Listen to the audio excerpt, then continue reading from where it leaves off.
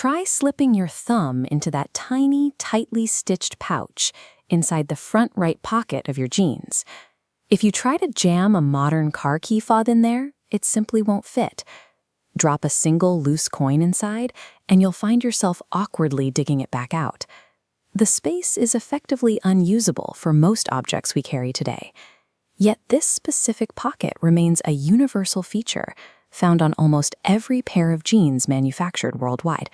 Curious, this raises a question of design. Why maintain a feature that appears to serve no contemporary purpose?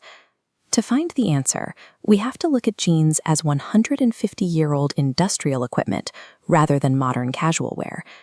In 1873, a tailor named Jacob Davis and a businessman named Levi Strauss received a patent to strengthen denim work pants with copper rivets.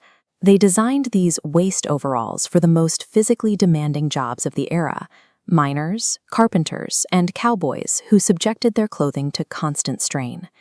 These workers relied on pocket watches, fragile, glass-faced instruments that were often a laborer's most expensive possession. For a miner swinging a pickaxe or a cowboy on a horse, keeping a delicate watch in a standard, loose pocket was a liability. The movement alone could easily shatter the glass or send the watch spilling into the dirt.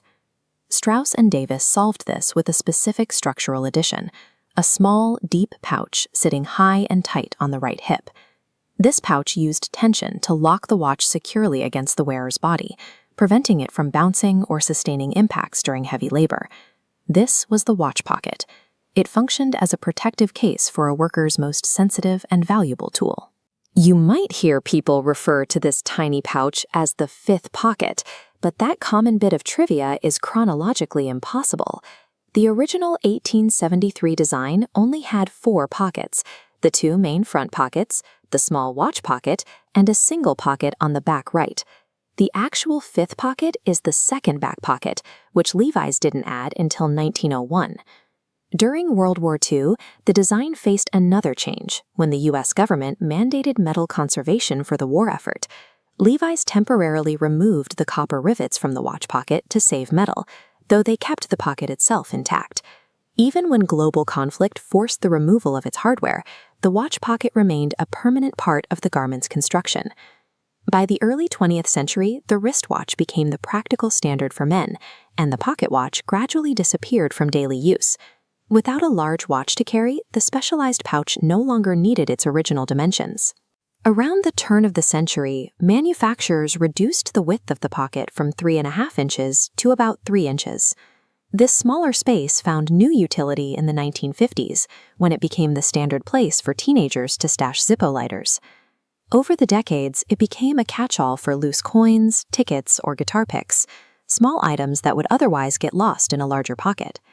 Today, manufacturers keep the pocket in its original position despite its primary purpose being obsolete.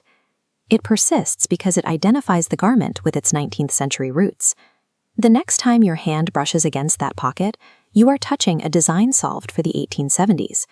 It remains a functional remnant of a time when durable workwear had to accommodate delicate clockwork.